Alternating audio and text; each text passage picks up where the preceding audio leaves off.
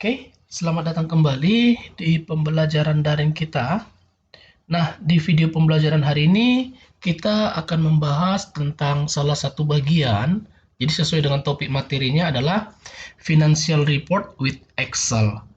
Jadi konsep dari pembelajarannya adalah bagaimana cara kita untuk merancang atau membuat konsep penulisan siklus akuntansi yang dimasukkan ke dalam Microsoft Excel menggunakan rumus-rumus dan lain sebagainya.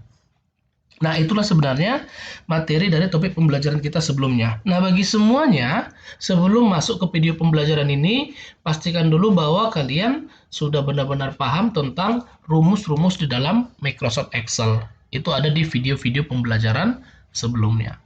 Apa itu konsep VLOOKUP, apa itu if, apa itu konsep fungsi-fungsi yang lainnya itu sudah ada di video sebelumnya. Jadi sebelum sampai ke tahap ini, pastikan bahwa kamu semua sudah cukup mengenal atau cukup memahami tentang konsep dari fungsi di dalam Microsoft Excel. Nah, langsung saja kita akan membahas tentang bagian yang pertama, namanya adalah PDA. Atau biasa disebut dengan persamaan dasar akuntansi. Nah, di dalam bagian pertama ini adalah bagian yang paling awal kalau kita bicara tentang siklus akuntansinya. Jadi, sebenarnya fungsinya atau pengertian dari persamaan dasar akuntansi itu adalah hubungan atau kesatuan antara kekayaan dengan hutang dan modal. Oke, saya ulangi. Jadi pengertian dari persamaan dasar akuntansi itu adalah hubungan atau satu kesatuan antara kekayaan atau harta dengan hutang dan modal yang dimiliki oleh perusahaan.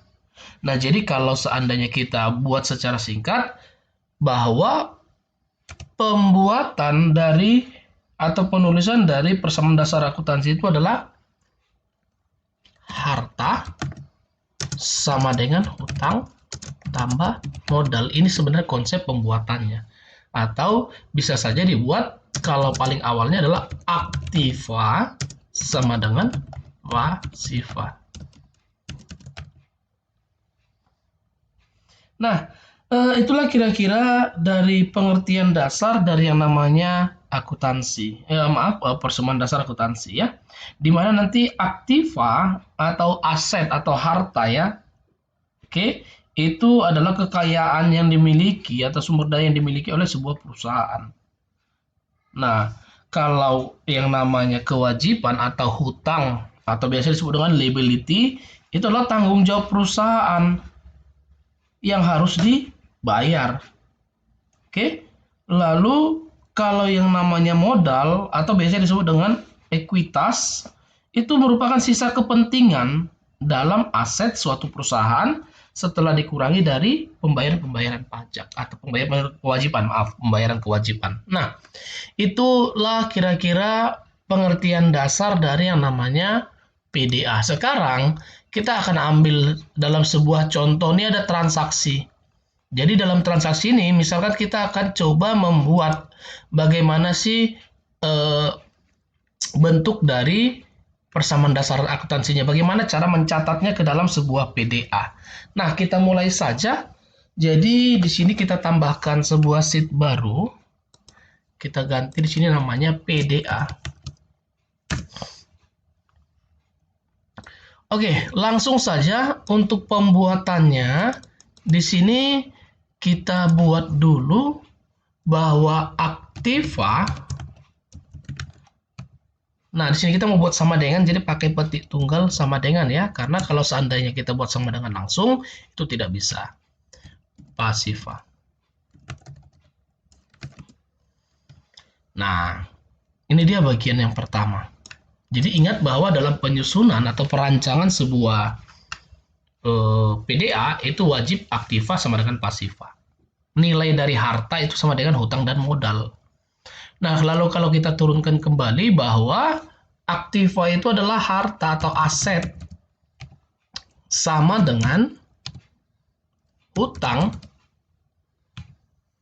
ditambah pakai petik tunggal ya, karena tambah itu adalah bagian dari fungsi dalam Excel modal. Jadi dia harus balance. Oke, nah langsung saja kita buat untuk bagian dari tabelnya. Nah, kita akan mulai masuk ke bagian pertama. Nah, aset itu yang pertama ada katanya kas. Apa itu kas? Kas itu adalah uang. Jadi kalau dalam bahasa akuntansi itu tidak pernah dikatakan bahwa itu adalah uang, tapi kas ya, cash. Oke. Nah, buat sementara kita buat hanya satu aset, nanti akan bertambah lagi, nanti akan kita bahas. Oke. Langsung saja di sini utang. Kita buat tanda tambah. Modal. Nah, di sini ada keterangan. Nah, keterangannya nanti fungsinya untuk apa? Keterangan nanti akan diisi jika nanti ada transaksi yang mengakibatkan nilai modal itu berubah. Tapi nanti akan kita bahas bagaimana sih maksudnya ya. Oke, langsung saja kalau kita sudah dapat tabelnya, kita akan langsung mulai pembuatannya. Yang pertama, ini dia untuk bagian judulnya. Kita sudah buat.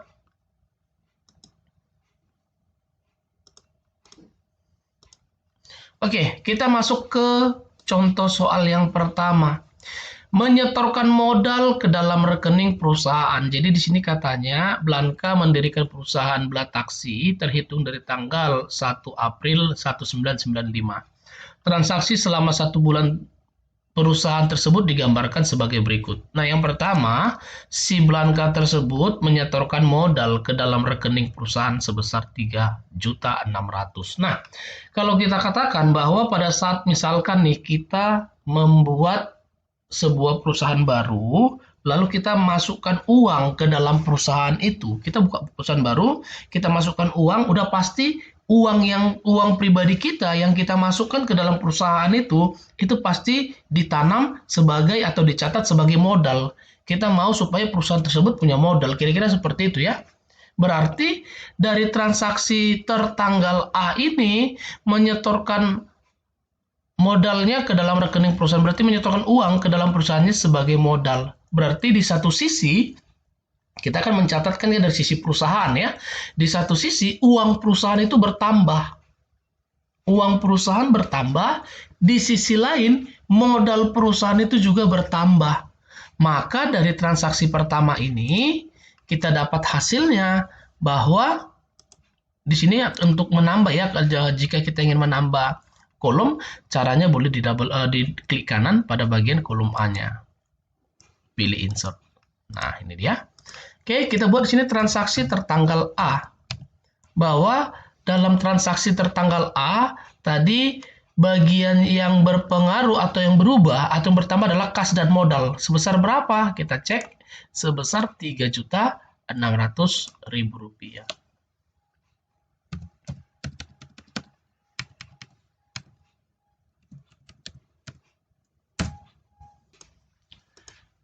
Nah, lalu dalam keterangannya kita bisa menambahkan sini pemberian modal awal.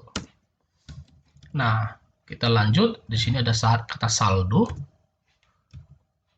Nah, untuk saldo itu nanti kita akan selalu menjumlahkan ya, setiap transaksi kita akan selalu jumlahkan nilainya. Nah, di sini bertepatan karena masih 1, saldonya masih 1 juga ya.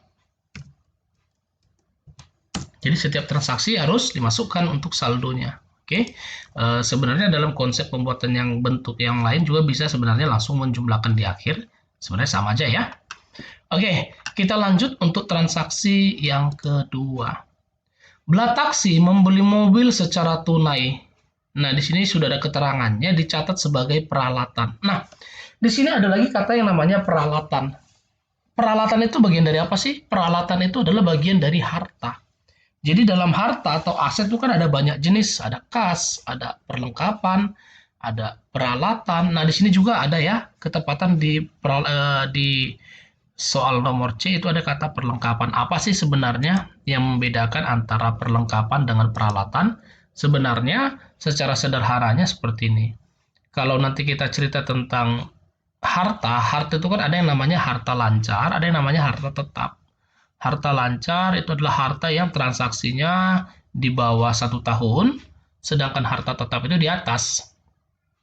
Nah, peralatan itu masuk ke dalam harta tetap, sedangkan perlengkapan itu masuk ke dalam harta lancar. Nah, apa sih sebenarnya yang membedakan dua itu? Kenapa berbeda tempat tapi pengertiannya hampir mirip? Namanya juga hampir mirip, maaf ya. Eh, Kalau diibaratkan membuat contoh dari dua bagian ini, mana sih sebenarnya peralatan, mana perlengkapan?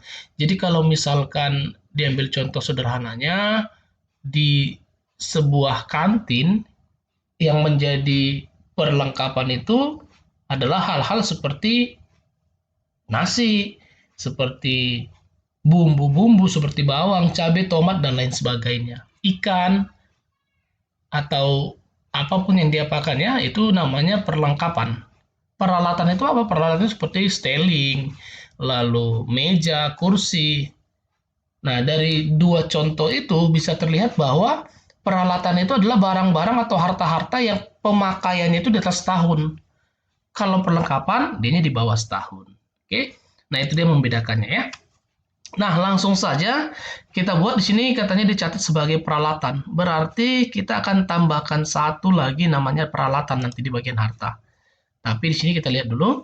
Bela taksi membeli membeli mobil secara tunai sebesar 2.600.000.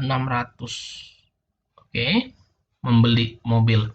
Nah, di sini kan dari transaksi ini bisa terlihat jelas bahwa dalam transaksi ini di satu sisi uang kita berkurang. Uang kita berkurang sebesar 2.960.000, berarti kas ya. Di sisi lain harta kita bertambah. Jadi sebenarnya tetap deh ya, harta kita bertambah. Di sisi peralatan, kita beli mobil, kita bayar tunai, uang kita keluar. Tapi di satu sisi mobil kita kan kita beli, berarti kan harta kita bertambah dalam bentuk mobil. Kira-kira seperti itu ya. Maka dari transaksi ini kita akan tambahkan satu yang namanya peralatan. Oke. Nah, jadi di sini kita bisa buat menambah satu lagi caranya. Ini boleh diklik kanan ya. Buttonnya ini diklik kanan, lalu dipilih insert. Nah, dia akan tambah. Nanti ada 2 kali cara menambah. Di sini bisa kita buat tanda plus. Lalu di sini tadi peralatan.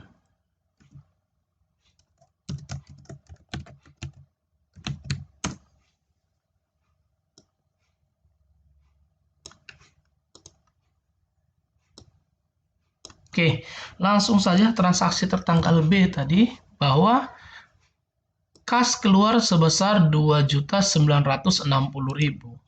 Berarti pakai minus ya, minus 2.960.000.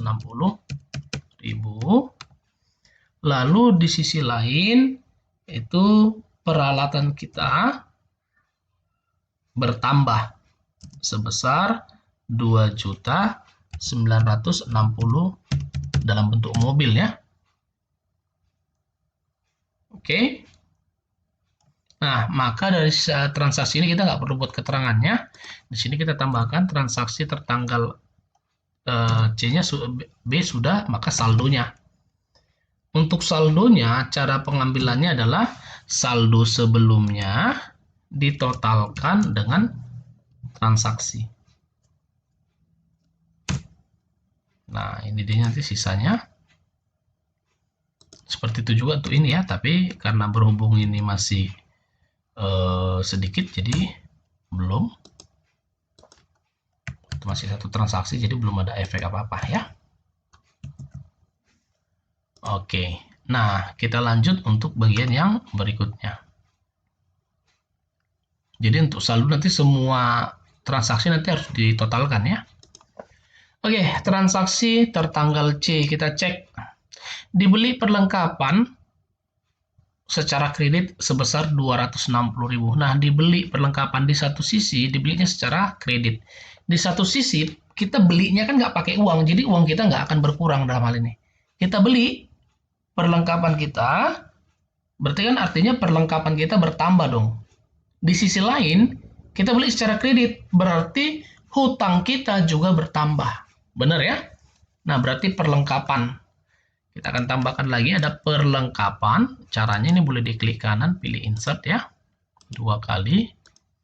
Di sini kita buat tanda plus. Lalu di sini perlengkapan.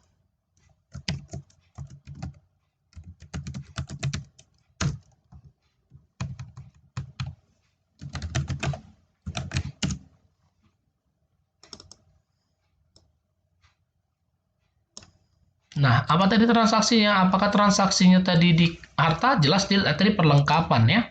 Karena tadi katanya perlengkapannya yang bertambah sebesar 260.000.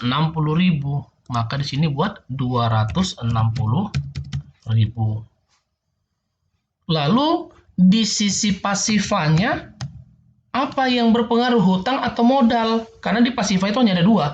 Dia akan merubah utang atau merubah modal. Nah, di sini dia merubah hutang. Kenapa? Tadi membeli perlengkapannya secara kredit. Berarti hutangnya bertambah dong. Sebesar berapa? Sebesar nilai transaksi yang tadi. Nah, maka untuk saldonya bagaimana? Untuk saldonya, maka di sini akan sama seperti tadi. Ditambahkanlah saldo sebelumnya, ditambah transaksi berikutnya. Nah, ini boleh kita copy atau di drag juga boleh sebenarnya ya. Nggak masalah.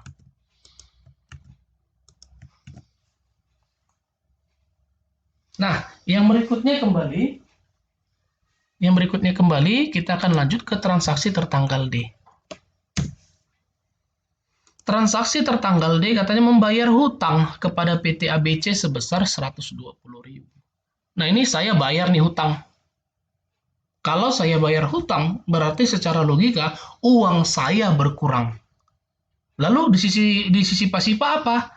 Hutang kita juga berkurang. Misalkan tadi transaksinya adalah 260.000. Lalu dibayar 120.000. Pertanyaannya, apakah hutangnya masih tetap? Jawabannya jelas tidak. Hutangnya akan berkurang. Benar ya? Maka di sini bisa kita masukkan dari transaksinya. Uang kita berkurang sebesar 120.000. Berarti berkurang ya. Di sisi pasifa juga hutang akan mulai berkurang. Oke. Nah, kita masuk saldo. Saldo sebelumnya dijumlahkan dengan transaksi berikutnya.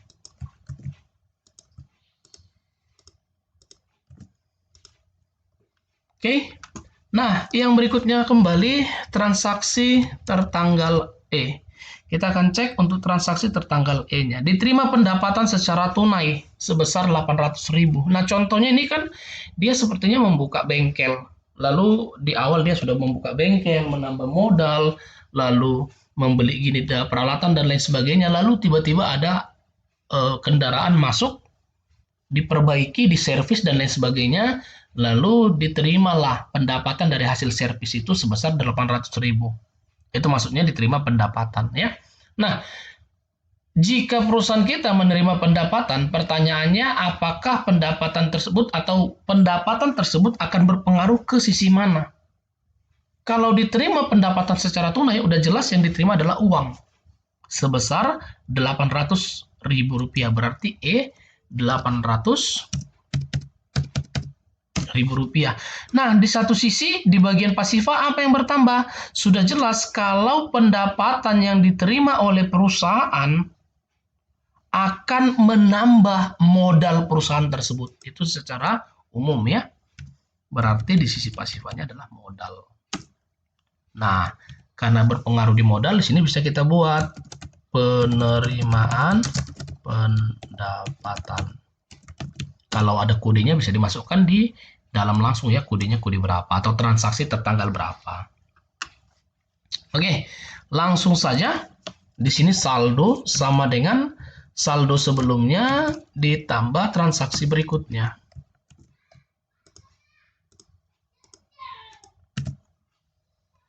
Oke, yang berikutnya transaksi tertanggal F. Kita akan cek.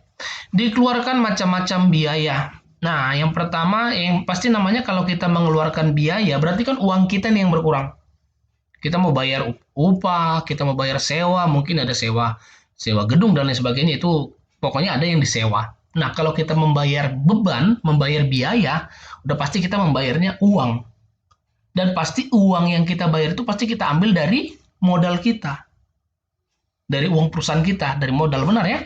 Maka transaksi tertanggal F, di sini kita bisa buat 220.000, 20, 10, 30. Oke.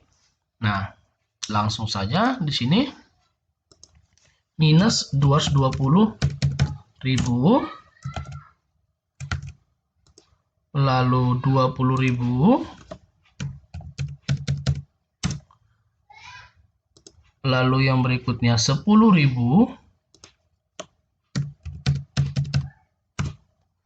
lalu yang berikutnya 30.000. Dan semua uang yang keluar ini akan diambil dari modal, benar ya? Di sini sama dengan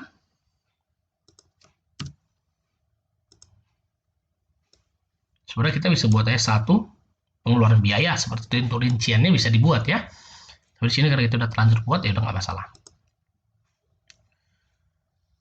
Upah sewa jasa rupa-rupa. Pembayaran upah, pembayaran sewa,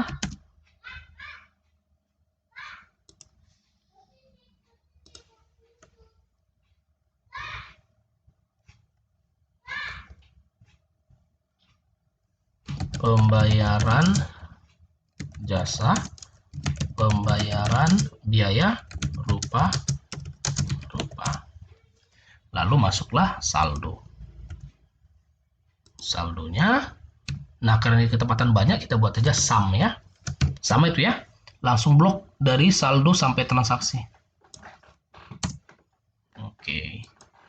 Nah, maka setelah itu di sini bisa kita pastekan seperti ini. Oke, kita lanjut kembali. Kalau begitu transaksinya tertanggal G.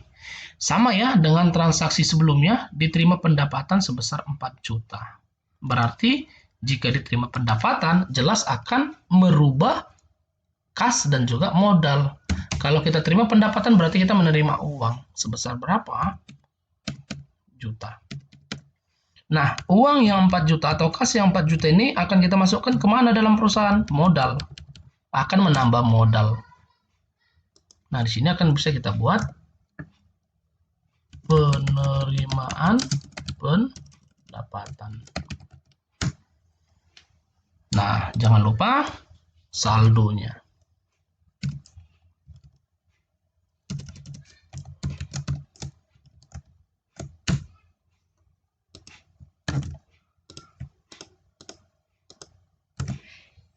Oke, yang berikutnya kita akan masuk transaksi yang terakhir, diambil uang perusahaan untuk keperluan pribadi. Nah, untuk pengambilan uang dalam perusahaan seperti ini untuk keperluan pribadi, di dalam istilah akuntansi bisa disebut dengan prive ya. Pengambilan sejumlah harta atau sejumlah uang untuk keperluan pribadi pemilik perusahaan ya. Nah, kalau secara logika, kalau misalkan kita yang punya perusahaannya, lalu ini kita ambil nih uang dari perusahaan. Berarti kan secara logika, uang perusahaan itu akan berkurang. Nah, uang perusahaan yang diambil itu diambil dari mana? Dari modal. Berarti dari transaksi H. Itu diambil sebesar 200.000 dan 200.000 itu akan diambil dari modal. Nah, di sini bisa dibuat pengambilan kas atau untuk keperluan pribadi ya. Nah, sehingga di sini kita bisa tambahkan nih sisa saldonya sama dengan sum saldo sebelumnya ditambah transaksinya. Lalu ini boleh diambil seperti ini.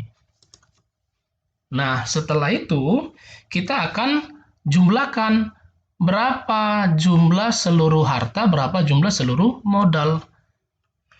Caranya di sini kita buat sama dengan sum buka kurung, ini dia.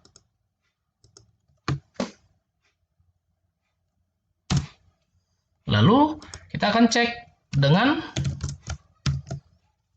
hutang dan modal. Oke, di sini kita akan cek ya, hutang dan modal.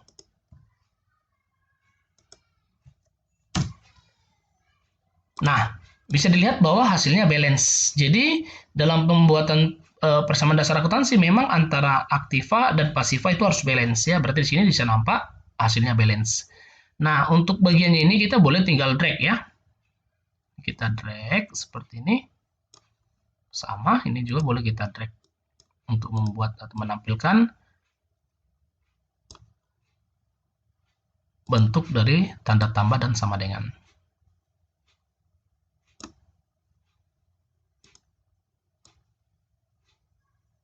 Lalu setelah itu kita boleh masukkan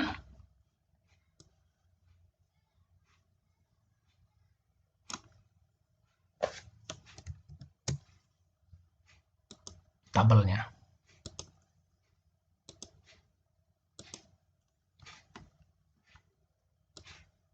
Dan di bagian yang terakhir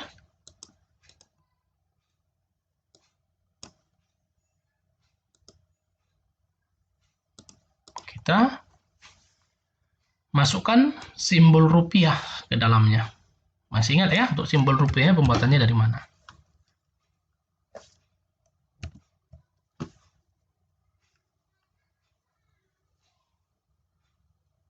Nah, untuk pembuatannya nanti kita bisa masukkan, sebentar, ini masih bermasalah. Oke, kita boleh masukkan dari currency boleh atau accounting juga boleh ya. Jadi di situ nanti akan ada tanda minus seperti ini. Atau bisa juga dari currency.